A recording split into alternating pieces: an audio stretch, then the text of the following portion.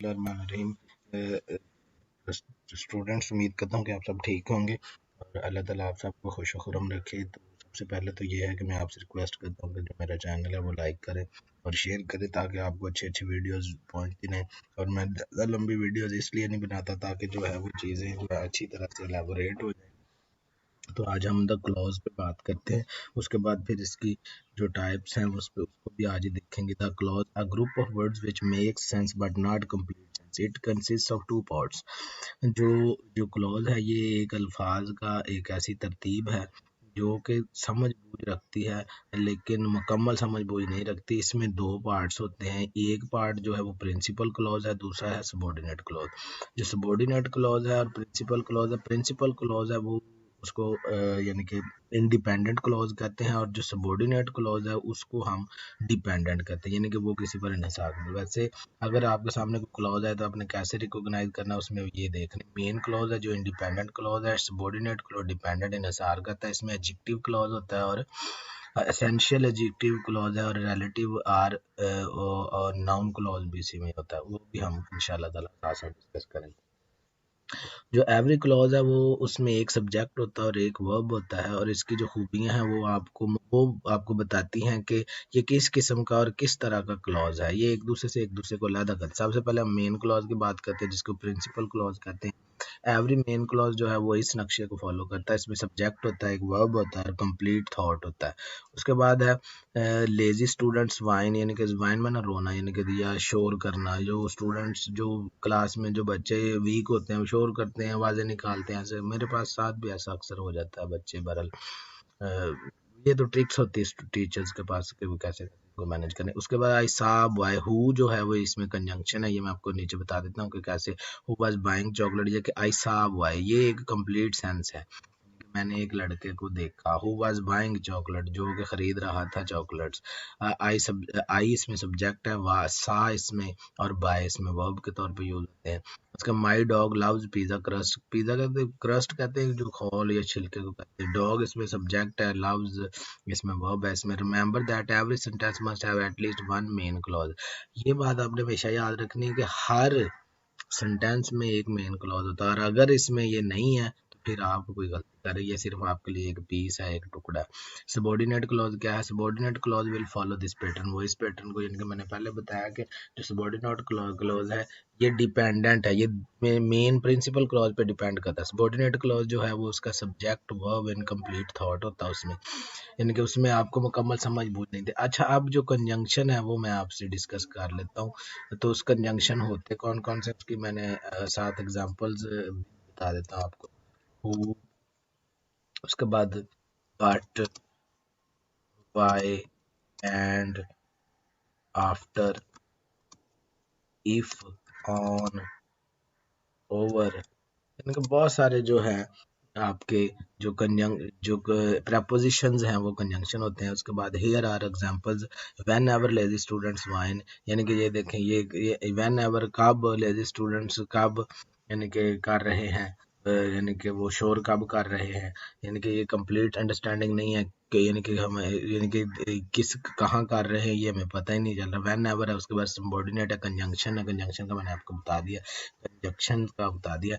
As I सा the boy who was buying chocolate, जैसे ही मैंने लड़के को देखा वो क्या कर रहा था, वो चॉकलेट्स खरीद रहा था। तो उसके बाद है कि इसमें ही देखिए कंजंक्शन यूज हुआ है, सबऑर्डिनेट कंजंक्शन है और सब्जेक्ट है इसमें, और बाइंग जो है वो सा और बाइंग जो है वो इसमें वर्ब है। बिकॉज ये कंजंक्शन है। उसी तरह my dog loves pizza crust, उसके बाद रिमेंबर जो है वो आपने याद रखना है। Thus that subordinate clause can never stand alone as complete sentences, ये मैंने आपको पहले बता दिया कि जो जो सबऑर्डिनेट क्लॉज है वो स्टैंड ही नहीं करता अकेला टू कंप्लीट थॉट, यानी कि उसके मुकम्मल अंडरस्टैंडिंग नहीं होती। जैसे I saw boy who was buying chocolates, I saw boy मैंने देखा, हु वाज बाइंग चॉकलेट, यानी कि हु वाज बाइंग चॉकलेट जो है ये सबऑर्डिनेट है, लेकिन जो खरीद रहा था चॉकलेट, अब कौन खरीद रहा था इसमें ये अंडरस्टैंडिंग डेवलप नहीं है, तो इसलिए subordinate you must attach each subordinate clause to a main clause, यानी कि जो भी मेन क्लॉज है उसको आपने सबऑर्डिनेट क्लॉज के साथ। और अब इसका जो पैटर्न है मुकम्मल, यानी कि मेन क्लॉज कंजंक्शन, सबॉर्डिनेट और क्लॉज और सबॉर्डिनेट क्लॉज मेन क्लॉज, ठीक है। इसके whenever lazy students whine, जब लेजी स्टूडेंट्स शोर कर रहे थे करते हैं, प्रोफेसर रसल थ्रोज या professor Russell throws chalk eraser at their heads, कि जो प्रोफेसर है वो उनकी तरफ क्या फेंकता है, यानी कि जो लिखने वाला चाक है।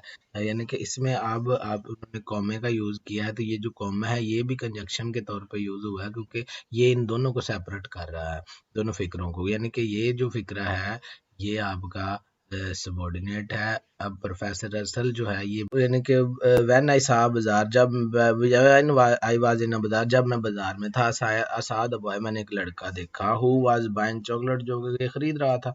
अब इसमें ये देखें मेन क्लॉज भी है और सबॉर्डिनेट क्लॉज है, बल्कि इवन के इसमें दो मेन क्लॉज हैं। आई सा बॉय, मैंने एक लड़का देखा, when I was in the बाजार, ये भी इसमें main clause. Because my dog loves pizza, यानी कि इसमें जो कंजक्शन है ये शुरू में ले दिया है, लगा दिया है। He never barks at the delivery man. उसके बाद है G an adjective clause. Adjective clause क्या है, will begin with the relative pronoun such as who, whom, whose, which और दैट। ये जो रिलेटिव क्लॉज है, जो यानी कि प्रोनाउन है, वो एडजेक्टिव क्लॉज कौन सा है इसमें, हु, whom, whose, which और that आएगा। और relative adverb क्या है, when, where और why इसमें। The pattern look like this, इस तरह का पैटर्न होगा। relative pronoun और adverb plus subject plus verb incomplete thought, ये यानी कि subordinate होगा। relative pronoun as the subject verb incomplete thought। Here are examples with Professor Farooq hit in the head with the chalk razor, यानी कि whom, किसको उसने मारा, इसमें relative pronoun आया whom जो है। प्रोफेसर फारूक है इसमें सब्जेक्ट है, और इसके बाद हिट जो है ये वर्ब है। उसके बाद है G where the chews and drools with great, drools कहते हैं राल टपकना, यानी कि कहाँ, यानी कि किसी ने किसी को चुबाया या किसी की राल टपकी विद ग्रेट इंथ्यूजन, बड़े जज्बे के साथ। Where that I saw boy who was buying chocolates, यानी कि मैंने एक लड़का देखा, ये इसमें दैट इस्तेमाल हुआ। तो जो दैट है ये जो है वो इसमें एडजेक्टिव है, यानी कि इसमें ये देखें, ये हमने यहाँ पे पढ़ा, ये देख लें, एडजेक्टिव जो रिलेटिव प्रोनाउन है वो क्या है, दैट, तो ये एडजेक्टिव क्लॉज में आएगा। उसके बाद है रिलेटिव प्रोनाउन है, उसके बाद who loves pizza crust, the who relative pronouns है इसमें, और as a subject love verb है। ऐसे ही आप आगे नीचे चले जाएं, like subordinate clause adjective clause can not stand alone as complete sentence. इस तरह सबॉर्डिनेट क्लॉजेज और एडजेक्टिव क्लॉजेज जो हैं ये भी अकेले जो है वो अपनी अंडरस्टैंडिंग डेवलप नहीं कर सकते। You must connect them to main clauses to finish the thought, यानी कि आपने इनको भी जो आपका मेन क्लॉज है उसके साथ अटैच करना है, ताकि आप अपना जो फिक्रा है कंप्लीट उसकी सेंस डेवलप करें। जैसे अगर आपको पता है कि जो एक सेंटेंस है उसकी जो अंडरस्टैंडिंग ये है कि a combination of words which makes complete sense by its meaning, it must be acceptable for the readers or speakers of English language। जो अल्फाज का ऐसा मजमूआ जो कि अपनी मुकम्मल समझ बूझ रखता है और ये मुकम्मल तौर पर इंग्लिश बोलने या ज़ुबान बोलने या सुनने वालों के लिए काबिल कबूल होना चाहिए। रीड दीज रिविजन, ये रिविजन है। The lazy students whom professor Farag hit in the head with the chalk eraser soon learn to keep their complaint to themselves. इसमें मुकम्मल यानी कि बता दिया है कि जो नाउन जो आपका प्रो नाउन रिलेटिव यानी कि एडजेक्टिव क्लॉज जो है वो मुकम्मल इसमें कंप्लीट है। द माई डॉग, डॉग का नाम फ्लॉयड है, हु इसमें इस्तेमाल हुआ है यानी कि रिलेटिव प्रोनाउन के तौर पे। लव्स पिज़्ज़ा क्रस्ट यानी कि he eats them under the kitchen table, कि कहाँ खाता है जाके किचन। वेयर वहाँ एक और यानी कि इसको ऐड करने के लिए ये कॉमा इस्तेमाल है। He chews the drools with great instinct, यानी कि अब वो इन चीज़ों को बड़े ही यानी कि जज्बे या शिद्दत के साथ किसी चीज़ को खाता है। Punctuating adjective clauses can be tricky, यानी कि जो एडजेक्टिव क्लॉजेज हैं इनको थोड़ी सी ट्रिक इस्तेमाल करती है। You must decide if the adjective clause is essential, ये आपने फैसला करना है कि अगर एडजेक्टिव क्लॉज है वो ज़रूरी है आर नॉन एसेंशियल या गैर ज़रूरी है, and then use commas accordingly, फिर उसके मुताबिक आपने कॉमा इस्तेमाल करना है। ये क्लॉजेज जो है एसेंशियल एडजेक्टिव, इसकी मैंने तारीफ है। शिक्कों यानी कि जो क्लॉजेज है इसको कहते हैं को कॉमा की ज़रूरत नहीं है। जब आप इसकी फ्राहम करदा मालूमात की ज़रूरत हो तो एक सिफ्त यानी कि इसमें सिफ्त की शिक ज़रूरी है। ये शिक इस बात का तयन करने में मदद करती है कि मुसन्नफ़ का मतलब कौन सा है, यानी कि आपने अकॉर्डिंग टू जो है वो आपका जो सेंटेंस है उस हिसाब से आपने कॉमे का इस्तेमाल करना है। एग्जाम्पल क्या है, यानी कि ये एक डॉग है जो बहुत ज़्यादा पिज़्ज़ा खाता है, जल्द ही पेपरोनी सांस तैयार करेगा। पेपरोनी सांस यानी कि कहते हैं ये एक डिजीज़ है, यानी कि जब आप बहुत ज़्यादा पिज़्ज़ा या तुर्श चीज़ें या तेज़ाबियत वाली चीज़ें खाते हैं तो उसके बाद आपके सांस में से या जब आप सांस लेते हैं तो आपके मुंह से स्मेल आना शुरू हो जाती है।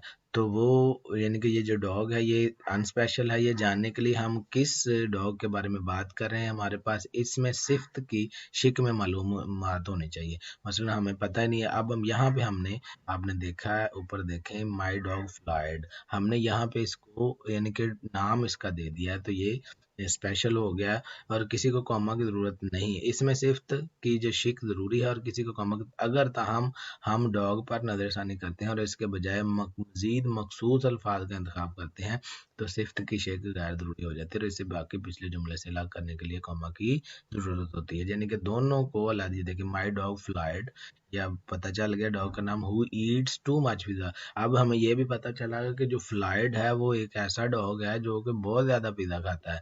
हैज़ 12 पेपरोनी ब्रीथ, वो बिल्कुल ऐसी सांस पैदा करेगा जो कि स्मेल करेगी या बदबूदार होगी। एनी क्लॉज नाउन क्लॉज क्या है? Noun any clause that functions as a noun becomes a noun clause. ऐसा क्लॉज यानी कि जो कि फंक्शन करता है एज अ नाउन क्लॉज इसके तौर पर, एज अ नाउन क्लॉज के तौर पर, यानी कि बिकम्स अ नाउन क्लॉज। मिसाल के तौर पे कंसीडर दिस सेंटेंस, इसको समझ लेते हैं।